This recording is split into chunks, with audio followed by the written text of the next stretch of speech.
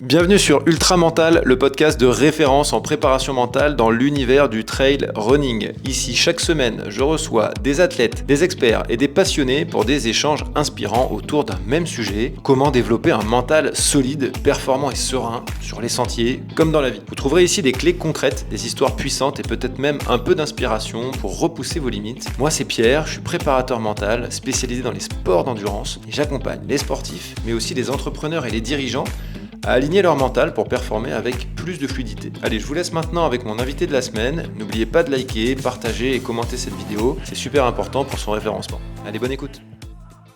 Bonjour et bienvenue dans cette nouvelle pause mentale. Aujourd'hui, on va sortir un peu du trail tout en restant dans le monde de l'endurance et je vous propose justement d'analyser l'annonce de Paul Sexas, ce jeune cycliste de 19 ans qui va participer à son premier Tour de France. Donc c'est quand même le plus jeune cycliste depuis 90 ans à peu près à participer au Tour de France. Et donc c'était l'événement des dernières semaines. On en a parlé aux 20h de France 2. Enfin, les amateurs de cyclistes attendent ça depuis des années. Et voilà, au-delà du phénomène sportif, ce qui m'intéresse surtout, c'est ce que ça raconte sur cette personne d'un point de vue mental. Et dans une première partie, du coup, on va essayer de comprendre pourquoi cette décision est aujourd'hui légitime, en tout cas à ses yeux. On va essayer de comprendre ce qui fait que ça l'est. Pourquoi, malgré son âge, il se sent prêt, son équipe le sent prêt. Quels sont aussi les risques, mais surtout, qu'est-ce qui fait qu'un profil comme le sien peut déjà exister à ce niveau-là.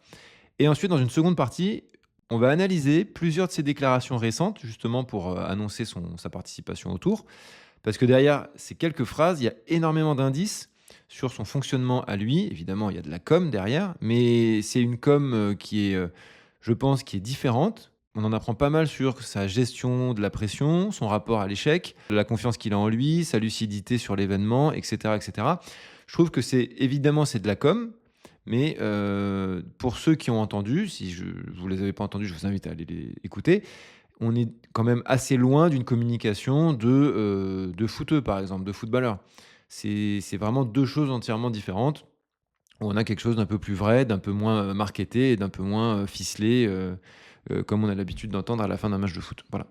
Déjà, pour poser la base, le bon angle pour commencer, c'est déjà évidemment, Paul Sexas fait partie de ces athlètes qui sont faits différemment et surtout, il se développe dans un système qui fabrique, j'emploie le mot un peu volontairement, qui fabrique plutôt des athlètes prêts pour le très haut niveau. Et dans cet épisode, justement, on va essayer d'aller au-delà de ce côté un peu fatalité, le don surnaturel, parce que dès qu'on est un peu observateur, même observateur amateur, on comprend très très vite que ce jeune homme est au-delà de la norme, mais au-delà de la norme des meilleurs. Donc la norme, c'est le commun des mortels. Il y a les élites, et lui, il est au-delà de la norme des élites. Donc on est vraiment sur quelque chose d'énorme. Sinon, on n'aurait pas grand-chose à dire. On va justement essayer d'aller au-delà de ce côté don, le don du ciel, qui fait que, il y a une fée qui s'est penchée sur son berceau, et sur un vélo, il sait tout faire. Comme, on va poser ça tout de suite. Comme beaucoup d'analystes l'ont dit et comme tout le monde le dit, il sait tout faire. Il sait monter dans les cols longs, dans les côtes très courtes et très punchy. Il sait descendre extrêmement bien. Il est très agile sur un vélo. Il a une science du placement. Il a une science du frottement. Il sait courir sur des courses de 5-6 heures déjà. Bref, il sait tout faire. La seule inconnue aujourd'hui, c'est est-ce qu'il va savoir gérer une course qui va durer 3 semaines. C'est la dernière inconnue qui reste à savoir.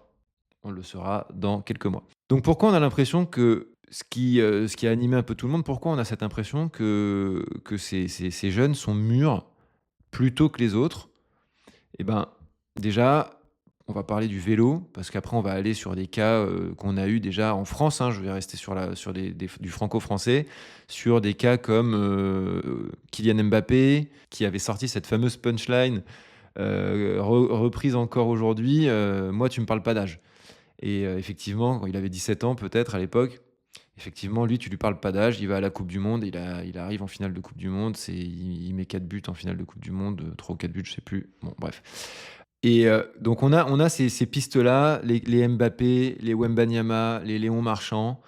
Donc on est dans cette optique-là, mais on va y revenir un peu plus tard. Donc là, pour le vélo, qu'est-ce qui fait que on a déjà des bases sereines sur pourquoi il y va physiquement? Déjà, on a l'arrivée des capteurs de puissance il y a, je sais pas, je dirais une vingtaine d'années. On sait exactement avec les tests en laboratoire, etc., avec les médecins, on sait exactement ce que valent physiologiquement les athlètes. Les charges d'entraînement ne sont plus les mêmes, la récupération n'est plus du tout laissée au hasard comme c'était à l'époque. Ils ont un monitoring quotidien de leur état de forme. Donc avant, quand je dis avant, c'était bien avant, on était un peu sur le oui, je me sens en forme et je me sens de le faire. Aujourd'hui, ils peuvent se sentir en forme, mais surtout, ils savent qu'ils sont capables de le faire parce qu'ils ont des chiffres précis. L'endurance, aujourd'hui, se mesure très, très, très, très bien. Donc la mesure, aujourd'hui, est continue. Et la conséquence mentale de ça, c'est qu'il y a beaucoup, beaucoup moins de hasard dans la progression. Alors attention, dans toutes les choses comme ça, il y a toujours le pendant. Il y a le côté pile, le côté face. Ça, c'est le côté positif. Le côté négatif qu'on va retrouver si vous êtes un amateur cycliste et que vous regardez un peu les courses, les grandes classiques, des Ardennaises par exemple qu'il y a eu récemment, eh ben, ça fait que on a des courses qui sont assez verrouillées, on a des personnes qui regardent leurs watts en permanence dans l'école pour ne pas exploser. Alors peut-être qu'ils pourraient, peut-être qu'ils pourraient pas. Celui qui prend un peu la foudre, c'est Jonas Vingegaard qui, quand il se prend une attaque de Pogačar, il regarde plus son compteur que est-ce que je me tente d'y aller et on verra bien si j'explose. Donc ça enlève un peu de panache, évidemment, parce que c'est extrêmement structuré. Donc c'est un peu le pendant négatif de la chose. Mais le pendant positif, c'est qu'on a on a par contre des choses extraordinaires qui se passent. Et le côté panache, ça c'est inné. Mentalement, voilà, pour comparer ce que je viens de dire de Vingegaard avec Paul Sexas, sur Liège-Bastogne-Liège, il décide de suivre Pogačar coûte que coûte jusqu'au bout. Je pense qu'il a pas regardé ses watts pendant la montée parce je pense qu'il, comme il le dit lui-même, il voyait flou. Donc il aurait pas forcément pu regarder sur son compteur à la fin, mais il est allé au bout de lui-même pour voir jusqu'où il pouvait aller. Donc ça, c'est le côté panache. Voilà. Donc là, encore une fois, on a l'impression qu'il arrive à lier les deux, à être en sécurité parce qu'il a toutes ces données de puissance, de charge, de récupération, etc. Donc ces données physiologiques sont tellement au-dessus, il les connaît tellement que ça lui, forcément, ça amène une sérénité. Quand on sait qu'on est au-dessus des autres, on est forcément peut-être un petit peu moins stressé au départ pour dire je vais peut-être pas y arriver. Il sait qu'il va y arriver et il sait qu'il est au-dessus. Donc il arrive à allier quand même assez bien ce côté puissance, ce côté monitoring, données, data et panache. Ensuite, on peut parler de son exposition. L'exposition de Paul Sexas, elle est extrêmement précoce. Donc, on a fait parler depuis énormément de ses anciens entraîneurs ou éducateurs sportifs. Il a toujours tout gagné. Dès qu'il a eu 10 ans, il a toujours tout gagné, surclassé, etc. Peu importe, il est toujours au-dessus de tout le monde. Il a été intégré très très jeune dans les équipes pro. Il était encore chez les juniors qui faisaient des courses internationales. Il a gagné le Tour de l'Avenir, etc. Donc il y a une confrontation extrêmement rapide à l'exigence de la professionnalisation, à l'exigence du réel, qui fait qu'il n'est pas en train de découvrir l'exigence aujourd'hui. Donc, encore une fois, la phrase d'Mbappé, tu me parles pas d'âge, ça lui colle parfaitement parce que son âge, il s'en fout complètement et ça se voit. L'exposition aussi précoce ainsi que tout ce que j'ai dit avant sur les datas, on en a parlé ils en ont parlé plutôt au micro d'RMC avec Jérôme Pinault et Jérôme Coppel, donc 2 anciens cyclistes et Jérôme Pinault, ancien directeur sportif. En gros, il disait les juniors aujourd'hui, parce qu'il était encore junior l'année dernière, les juniors aujourd'hui qui ont 17-18 ans, ils développent autant de watts que nous à 23 ans. Donc, ça montre aussi qu'il y a une précocité physique. Mais attention, la précocité physique, ok, mais faut voir si mentalement ça suit. Donc là, on garde le fil rouge. On voit que physiquement, ils peuvent être prêts plus tôt, mais mentalement, est-ce que c'est aussi le cas et est-ce que ça suit? Et c'est là où c'est très important, où on voit que petit à petit, mentalement, on voit comment s'est construit l'idée de Sexas, c'est que c'est lui qui veut y aller et c'est son équipe qui l'accompagne. Et on ne sait pas tout, évidemment. Moi, je suis pas chez Decathlon, CMA, CGM, mais on a la sensation, ça a été dit comme ça en tout cas, que c'est lui qui veut y aller, que c'est son équipe qui l'accompagne et que c'est pas l'équipe qui pousse pour des raisons de contrat et tout. On se doute qu'ils sont très heureux. On se doute que Christian Prudhomme de ASO, qui est le patron du Tour de France, est très ravi d'avoir le nouveau phénomène français sur le Tour. Ça va être une pure folie. Bref, mais mentalement pour lui, il est prêt et ça a l'air de se voir. On va développer ça un petit peu plus loin. Ensuite, on peut parler de cette culture de performance qui est beaucoup plus assumée depuis quelques années par ces jeunes athlètes que j'ai déjà cités. Bon, je ne vais pas tous les citer, mais les Mbappé, Léon Marchand, Victor Wembanyama, peut-être les frères Lebrun au tennis de table. Euh, on arrive, je trouve, dans une génération où les jeunes disent plus facilement je vais pour gagner. Et enfin, je vais pour gagner, ou en tout cas, je suis conscient de mes forces. Je vais le dire différemment. Voilà. Je suis conscient de mes forces et je sais que je peux rivaliser avec. Et on va tout de suite, enfin pas tout de suite, mais dans quelques minutes, on va analyser une des citations de Sexas, justement, où qui démontre, enfin qui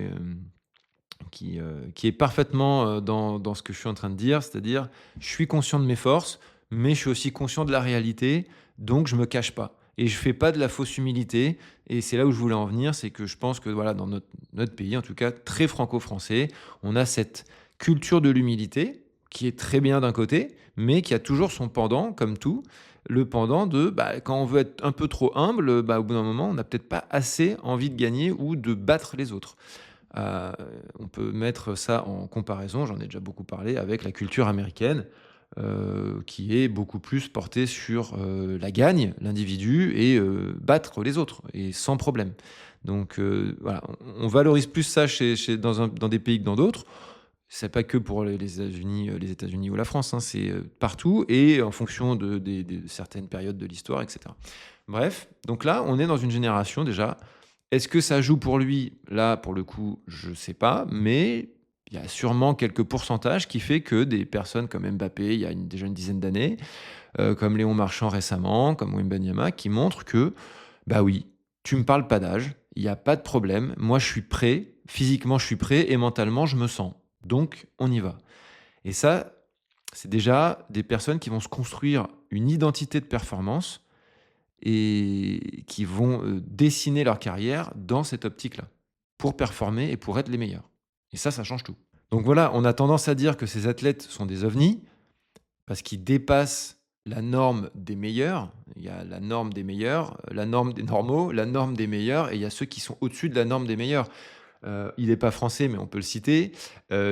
Comment le sauteur à la perche suédois Mondo Duplantis, qui est, qui a là où les perchistes se battent sur des centimètres, se départagent à coups de centimètres, lui il arrive et il met 20-25 centimètres à tout le monde. Et il bat ses records du monde tout seul, avec 20 centimètres d'avance sur tous les autres. Donc il est dans une autre galaxie, et il ne se bat pas contre les autres, il se bat contre lui-même et sa seule. Donc c'est des gens qui sont au-dessus de la norme. Donc ce sont des gens qui, quand on observe, évoluent dans un système qui est totalement différent. Donc nous, c'est très difficile de juger avec nos yeux à nous des personnes comme ça, parce qu'ils évoluent pas dans notre monde, et du coup on peut pas, nous, avec notre prisme, nos lunettes, les juger, parce que ça dépasse tout ce que nous on connaît. Donc comme je l'ai déjà dit, tout est mesuré, la puissance, la récup, etc. Ils n'ont pas besoin de s'exposer progressivement à la notoriété, ils n'ont pas besoin de s'exposer progressivement à la difficulté. Ils y sont tout de suite, ils s'y sont confrontés très jeunes, et ils ont accepté cela. Et voilà, après il y a le revers de la médaille. Paul Sexas, il y a 1 an, il pouvait aller déambuler en ville n'importe où, sans que personne sache qui c'est. Je pense qu'après le Tour de France, même maintenant, mais après le Tour de France, Paul Sexas, il pourra pas aller manger une glace tranquille avec sa copine sur le front de mer, parce qu'on va lui demander des photos, des selfies et des autographes. Donc voilà, ça c'est aussi le revers de la médaille. Donc voilà, par rapport à ce que je viens de citer, pour terminer sur cette partie, on voit que, il s'inscrit exactement dans cette génération d'athlètes-là que j'ai déjà cité, des athlètes qui ne découvrent pas le haut niveau, des athlètes qui sont hors normes, mais qui fonctionnent, eux, dans leurs normes à eux. Donc maintenant, dans cette deuxième partie, on va analyser les quelques citations que j'ai sélectionnées de Paul Sexast dans l'annonce de son Tour de France, et en tout cas celles que je trouve, celles qui ont le plus de valeur, je trouve, et qui veulent dire beaucoup. Première citation, il dit: «Je vais donner le meilleur de moi-même et essayer de titiller Tadej Pogacar». Bon, première partie, je vais donner le meilleur de moi-même, on va pas épiloguer là-dessus, mais surtout, je vais essayer de titiller Tadej Pogacar. Qu'est-ce que ça veut dire? Pogacar, c'est l'ovni du cyclisme. C'est peut-être, évidemment, je mets toutes les précautions qu'il faut parce qu'il y a l'ombre du dopage qui tourne dessus. Mais écoutez, ces gens-là se font contrôler 2 à 3 fois par jour. Donc, écoute, moi, je suis pas au-dessus des lois. Donc, enfin, jusqu'à preuve du contraire, je parlerai pas de dopage tant qu'il n'est pas pris. J'espère qu'on n'aura pas une Armstrong qui nous fera pas une Armstrong, et après 7-8 Tours de France, il dira que finalement on va découvrir qu'il était complètement chargé comme un mulet. Mais bon, tant pis, c'est pas le sujet. Donc ce que ça nous dit de ça, je vais essayer de titiller Tadej, c'est en fait, c'est pas une phrase avec un respect un peu passif du truc, c'est une phrase avec une projection d'une compétitivité directe avec le meilleur du monde. Le meilleur du monde, voire le meilleur cycliste de tous les temps. Il ne se dit pas: «Oui, je vais apprendre à ses côtés, je vais l'observer», il dit pas, «Je vais aider l'équipe». Non, il se met déjà dans une logique de confrontation avec ce qui se fait de mieux sur le cyclisme. C'est énorme. Donc derrière une petite phrase anodine, il balance quand même quelque chose de lourd sur, son niveau de confiance. Il se met dans une logique de confrontation. Il y va pas pour, essayer de voir quel niveau il a. Il se demande juste: «Est-ce que je vais tenir le meilleur coureur de tous les temps?» Donc ça montre un petit peu, encore une fois, qu'il n'évolue pas dans la même sphère mentale que nous, au niveau de sa projection. Donc voilà pour cette première phrase. La deuxième citation: «Je vise le meilleur classement général possible, il n'y aura pas de stratégie de perte de temps sur les premières étapes». Pour les novices au cyclisme qui nous écouteraient, les coureurs qui souhaitent aller gagner des étapes, que des étapes, qui ont des stratégies comme ça, et pas le classement général, font exprès de perdre beaucoup de temps sur les premières épreuves, sur les premières étapes, pardon, pour qu'après les équipes de leaders les laissent partir faire des échappées et puissent éventuellement gagner quelques étapes parce qu'ils ne représentent plus de menace au classement général. Voilà. Donc là, il dit clairement: je vise le classement général et je ne perdrai pas de temps sur les premières étapes. Donc encore une fois, un marqueur hyper fort, c'est absence de jeu défensif. Hein, il y va pas du tout sur la défensive comme on l'a tellement vu. Je ne, comment dire, je ne veux absolument pas remettre en question les anciens champions qu'on a eus qui nous ont fait vibrer, français. Mais là, ça, pour moi en tout cas, je trouve ça hyper rafraîchissant d'avoir un discours à la fois offensif et humble en même temps, c'est-à-dire juste. Il est juste à la hauteur de ce que lui, il ressent être, et il ne demande pas pardon, il ne cherche pas d'excuses, et il n'essaye pas, là, dans la phrase que je viens de vous citer, de déjà sortir les pare-feux. Donc voilà, pas de défense. Il refuse du coup par là même de se dire j'ai le profil du jeune prudent machin. Non, je viens là pour apprendre, je veux pas faire de bruit. Non, j'y vais pour jouer le général. Boum. Donc mentalement, ça montre déjà pas de stratégie d'apprentissage lent, j'attends de faire un Tour de France en 2030 pour le gagner, pas du tout. Même si au fond, il sait qu'il y a pas beaucoup de chances de le gagner cette année.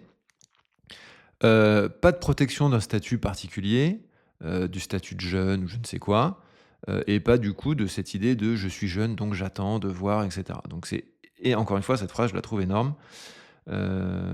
Lui, il se place comme un acteur direct pour sa première participation, encore une fois, parce qu'il sait ce qu'il vaut, parce que tout ce que je vous ai dit jusque-là. Troisième citation, en parlant de Pogacar, il dit: il a déjà gagné 4 fois le Tour. Donc pour l'instant, je n'imagine même pas la comparaison. Et là, encore une fois, c'est hyper intéressant. Avec tout ce qu'il a dit juste avant, où il sait à quel point il est fort et il sait qu'il peut jouer devant, mais quand même, il dit: non, je ne me permets pas de me comparer à quelqu'un qui a gagné 4 fois le Tour de France. Donc il ne nie pas, donc il est très très très ancré dans le réel, sans nier justement, il est et à la fois optimiste et très confiant sur ses capacités, mais il ne nie pas le réel.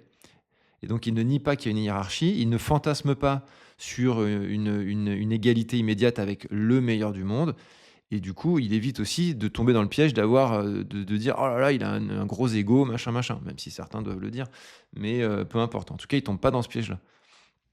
Et on n'est pas justement dans une espèce là de modestie un peu fragile, que on est dans une lucidité, que je trouve hyper fonctionnelle, quoi. Il reconnaît le niveau de l'autre, mais sans s'exclure lui-même.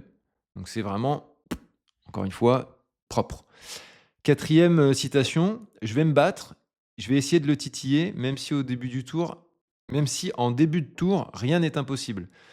Heu donc là, on voit qu'il commence déjà, encore une fois, à titiller. On voit ici qu'il y a une tension qui est assez intéressante. Il remet de la rationalité, hein, il a gagné 4 fois le tour et cetera enfin bon, bref. Mais rien n'est impossible, donc je ne me refuserai à rien. C'est exactement, ce que font ce type d'athlètes de très haut potentiel. Allez, encore une citation: «Peu importe ce qui se passe, ce sera une découverte et un marqueur pour la suite de ma carrière». Donc là, c'est probablement la phrase la plus mature qu'il aurait pu avoir. Encore une fois, je mets des warnings, évidemment, on est dans de la com, mais je trouve que c'est une com, quand on l'écoute, une com qui a l'air authentique.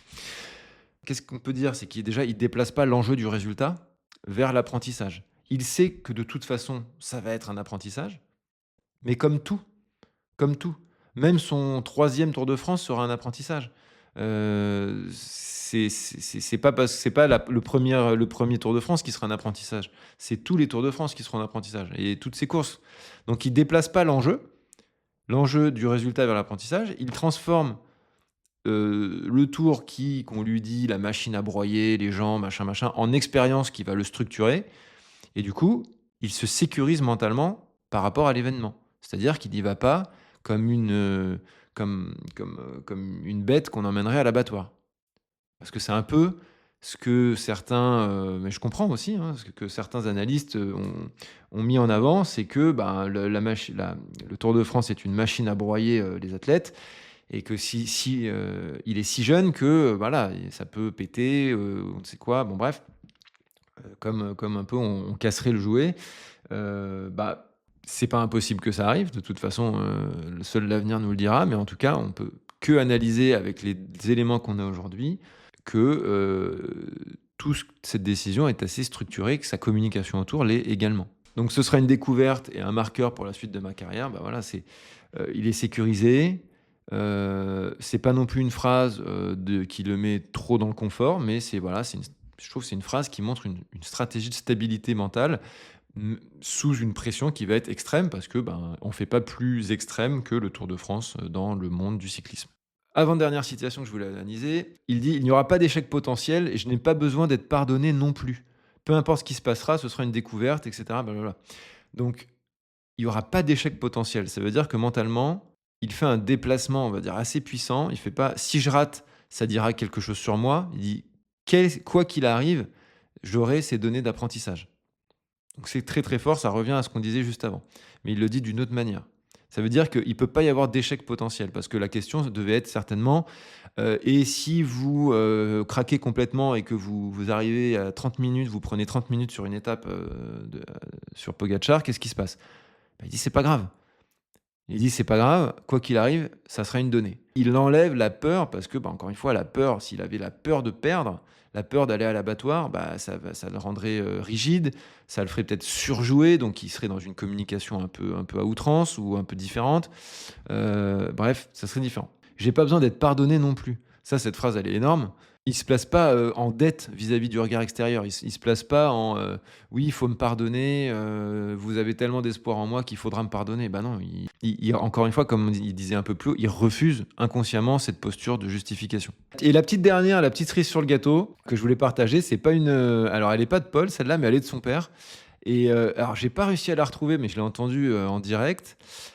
C'était au micro d'RMC, et c'était, du coup, ils ont fait réagir son père à sa victoire à chaud, hein, juste après sa victoire sur la Flèche Wallonne. Donc encore une fois, bah, on pensait qu'il n'allait pas réussir, que c'était pas des efforts qui lui convenaient et cetera et cetera et il a contrôlé cette dernière montée à la Flèche Wallonne du mur de Huy, de manière extraordinaire. Il se retourne pour regarder qui est-ce qui le suit, il accélère, il se retourne, il accélère, il se retourne. Bon bref, il a fait ce qu'il voulait, quoi. Et son père, à la fin, on lui demande et maintenant, qu'est-ce que vous allez faire avec Paul? Enfin voilà, la question devait être ça.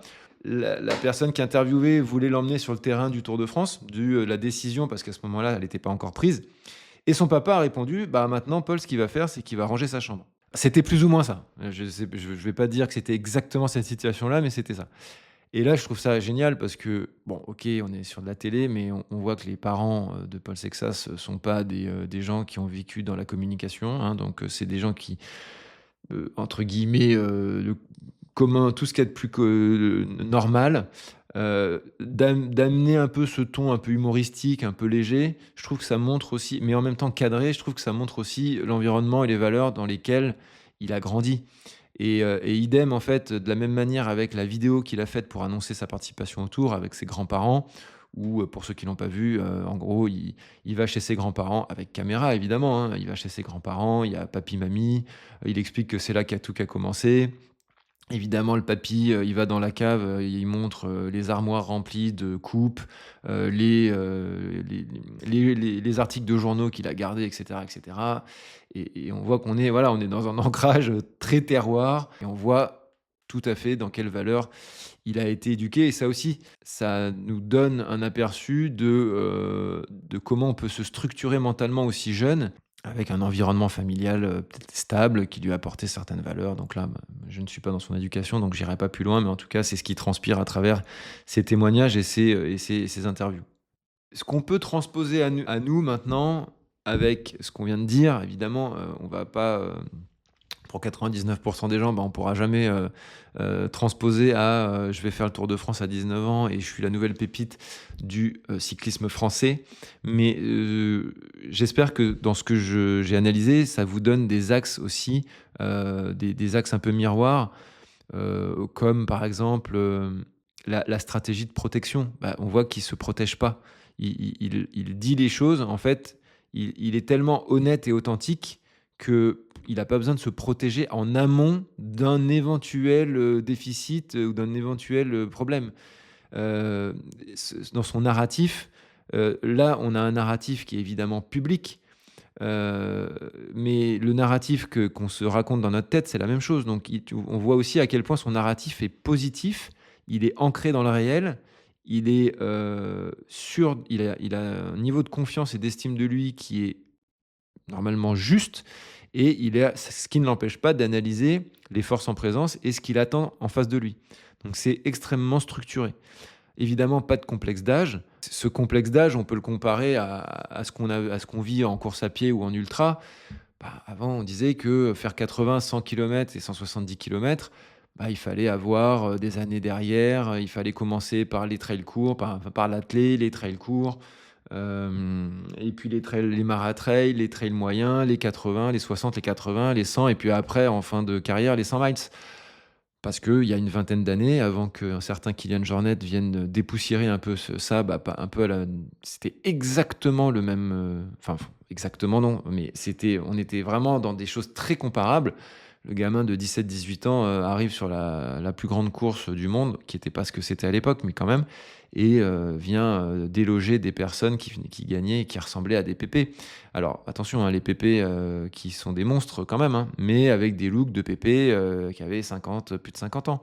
Donc, et lui, il est arrivé à 17-18 ans avec la petite paille dans la bouche, et il a détruit tout le monde. Parce qu'il était hors norme, parce qu'il avait confiance en lui, et puis parce que lui, mentalement, il était prêt, quoi. Il y avait aucun problème. Il est resté prêt toute sa vie, quoi. Donc on est vraiment dans ce complexe d'âge ou complexe de temps. Aujourd'hui, il a un peu volé en éclats, même s'il reste quelques grandes règles. Il a volé en éclats, avec des Jornet, avec d'autres personnes, avec un casquette verte, pourquoi pas, qui a montré que bah voilà, on peut faire des ultras et habiter en ville.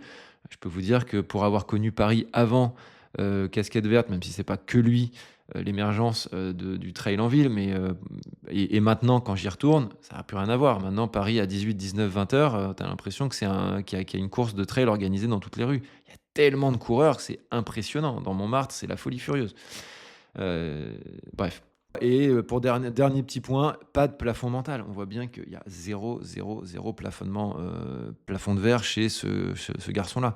Il il est conscient de sa force, de ses limites, mais il se met aucune limite. Il ne se fixe aucune limite. Mais encore une fois, il se fixe aucune limite avec ce qu'il sait de lui-même. Finalement, ce que raconte Paul Sexas dépasse très largement le cyclisme. C'est ce qu'on voit émerger aujourd'hui, des athlètes capables d'arriver très tôt dans des environnements extrêmes, hein, bien sûr. La NBA à 20 ans, c'est extrême, hein, c'est très très très extrême. Mais ils sont pas écrasés par les événements, ils sont prêts, ils sont sans peur, ces athlètes. Ils ont intégré mentalement les exigences du haut niveau très jeunes et ils sont prêts pour ça. Ils sont heureux avec ça. Et c'est peut-être là le vrai changement justement de cette nouvelle génération qui n'attend pas forcément 10 ans d'expérience pour se sentir légitime.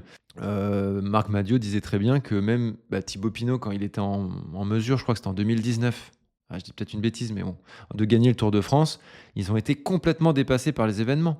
Et pourtant, grosse équipe française, enfin la plus grosse, FDJ, Thibaut Pinot, un des plus grands athlètes français en cyclisme, il arrive à batailler avec les meilleurs et on se dit il va peut-être gagner le Tour. Et psychologiquement, il n'était pas prêt, la structure autour de lui n'était pas prête, ils se sont fait dépasser par l'ampleur de l'événement.